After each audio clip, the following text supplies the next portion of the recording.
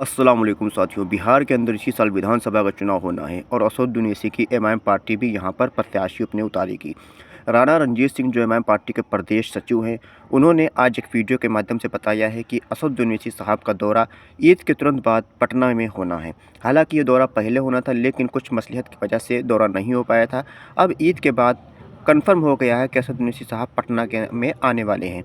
और राणा रणजीत सिंह ने यह भी कहा है कि बिहार के पटना की राजनीति में एक नया सियासी भूचाल आएगा इस रैली के बाद। ऐसे अगर बातों को समझे तो समझ में आ रहा है कि यहाँ पर असद ओवैसी की पार्टी में कई बड़े नेता शामिल हो सकते हैं। जैसा कि पहले खबर चल रही थी कि बहादुरगंज से पूर्व विधायक तौसीफ आलम कांग्रेस पार्टी के 4 बार विधायक रहे, ये एमआईएम पार्टी में शामिल हो सकते हैं। तो हो सकता है कि ये उस दिन एमआईएम पार्टी को ज्वाइन करें।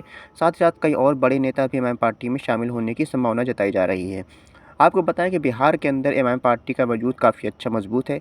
पिछले बार असद ओवैसी की एमआईएम पार्टी ने 5 सीटों पर जीत हासिल करी थी। हालांकि उसने सिर्फ 19 सीटों पर ही अपने उम्मीदवार उतारे थे। असद ओवैसी की पार्टी ने जीडीएसएफ नाम का गठबंधन बनाया था, जिसमें देवेंद्र यादव, उपेंद्र कुशवाहा और बहन मायावती की पार्टी शामिल थी। लेकिन इस बार एक नया गठबंधन बनने की संभावना बताई जा रही है, क्योंकि एमआईएम पार्टी लास्ट टाइम में छोटा-मोटा गठबंधन बना लेती है। अब कुछ पार्टियाँ हैं जिनके साथ एमआईएम पार्टी का गठबंधन कर सकती है, जैसे कि जन स्वराज पार्टी, जन अधिकार पार्टी और बाकी छोटी पार्टियों के साथ मिलकर असद ओवैसी तीसरा मोर्चा बना सकते हैं। हालाँकि महागठबंधन में भी असद ओवैसी की एंट्री हो सकती है, ऐसी संभावना को इनकार नहीं किया जा सकता है।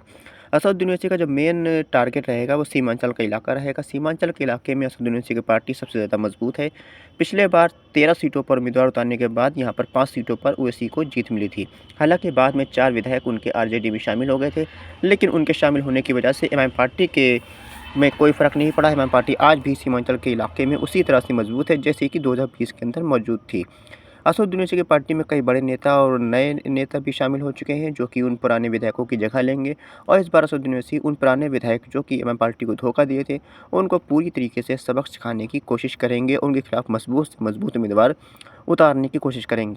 बात करें जोकीहाट के अंदर शहनवाज आलम, जो कि सबसे बड़े कर्ता-धर्ता माने जाते हैं ओवैसी की पार्टी में फूट डालने के, उनकी पार्टी को तोड़ने में, तो उनके खिलाफ असद ओवैसी एक ऐसे मजबूत उम्मीदवार को उतारना चाहेंगे जो उनको टक्कर दे सके, उनको चुनाव में हरा सके। लोगों का कहना है कि मौलाना अब्दुल्ला सलीम साहब को यहाँ पर टिकट दिया जाए, लेकिन मौलाना अब्दुल्ला सलीम साहब हो सकता है कि शहनवाज आलम जैसे बड़े घराने के लड़के को टक्कर ना दे पाए। इसलिए यहाँ पर मुखिया मुर्शीद आलम को एमआईएम पार्टी प्रत्याशी बना सकती है। मुखिया मुर्शीद आलम वहाँ के निवासी भी हैं, मुखिया भी हैं वहाँ के, और जेडीयू की टिकट पर 2018 का उपचुनाव भी लड़े थे।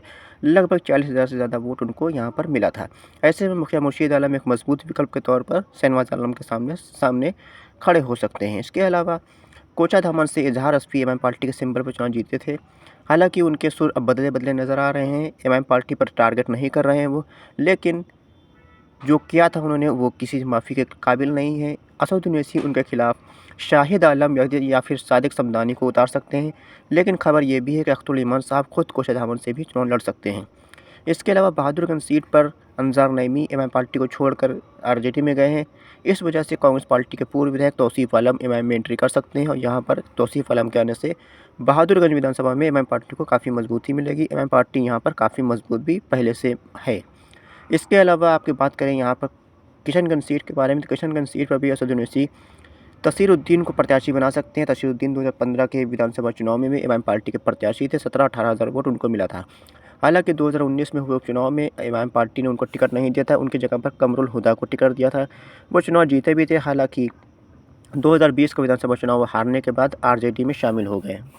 ऐसे में एमआईएम पार्टी तसीरुद्दीन को टिकट दे सकती है। गुलाम मुर्तज़ा साहब भी यहाँ पर एमआईएम पार्टी के दावेदार माने जा रहे हैं।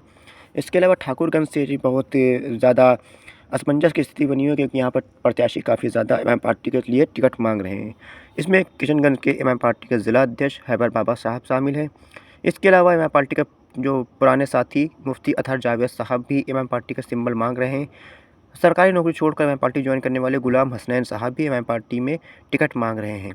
ऐसे में यहाँ पर टिकट किसको मिलेगा ये तो आने वाले वक्त में ही पता चलेगा, लेकिन ठाकुरगंज में भी एमआईएम पार्टी इस बार बड़ा खेल करेगी। इसके अलावा अगर हम बात करें बायसी के अंदर, बायसी सीट पर सैयद रुकनुद्दीन एमआईएम पार्टी के सिंबल पर चुनाव जीते थे, वो आरजेडी में शामिल हो गए। उनकी जगह पर एमआईएम पार्टी हो सकता है इस बार गुलाम सरवर साहब को दोबारा से एमआईएम पार्टी में शामिल करे और उनको प्रत्याशी बनाए। गुलाम सरवर साहब 2015 में एमआईएम के प्रत्याशी थे, उनको लगभग 17-18 हज़ार वोट मिला था। लेकिन 2020 में जब उनको टिकट नहीं मिला, उन्होंने पार्टी छोड़ दी थी, लेकिन उन्होंने पार्टी के खिलाफ कोई उल्टी-सीधे अनाप-शनाप बयान नहीं दिए थे।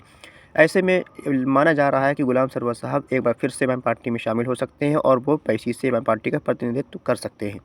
इसके अलावा भी कई सीटें हैं जहाँ पर एमआईएम पार्टी प्रत्याशी उतारेगी। एमआईएम पार्टी का जो रसूख है, वो सीमांचल के इलाके में काफ़ी ज़्यादा है, इसलिए यहाँ पर कई बड़े नेता एमआईएम पार्टी के संपर्क में हैं और यहाँ पर एमआईएम पार्टी के सिंबल के लिए कई मारापच्ची हो रही है। पिछले बार भी एमआईएम पार्टी के सिंबल के लिए काफ़ी ज़्यादा खींचतान मची हुई थी। अब देखना होगा कि एमआईएम पार्टी इस बार किन लोगों को टिकट देती है, जिनको टिकट देगी, क्या वो वफ़ादार होंगे या फिर पिछले बार की तरह इस बार भी वो एमआईएम पार्टी को चुनाव जीतने के बाद धोखा देंगे। लेकिन एमआईएम पार्टी इस बार पूरी होशमंदी से और पूरी सूझबूझ के साथ टिकट देने की कोशिश करेगी। खुदा हाफ़िज़।